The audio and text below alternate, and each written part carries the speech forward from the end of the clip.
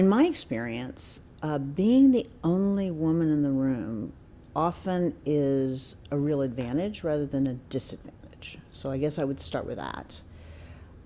First of all, they remember you. Long after they forget all of the generally white guys who are sitting in the room.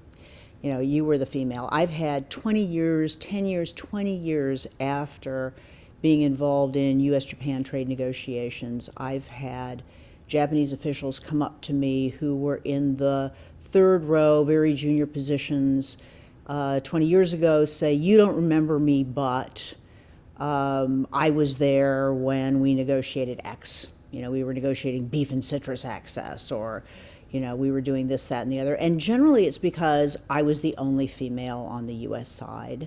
Now that happens less and less these days. It happened early in my career. I was often the only woman in the room. But these days, there are a lot of women in the room. And at a place like the U.S. Trade Representative's Office, and in trade policy in general, there are a remarkable number of women and a remarkable number of senior women. It's a field that has been pretty good to women, in part because women found it before men did, in part because women get into things like languages and foreign policy, and then they take an economics course and they go, wow, trade's an interesting thing.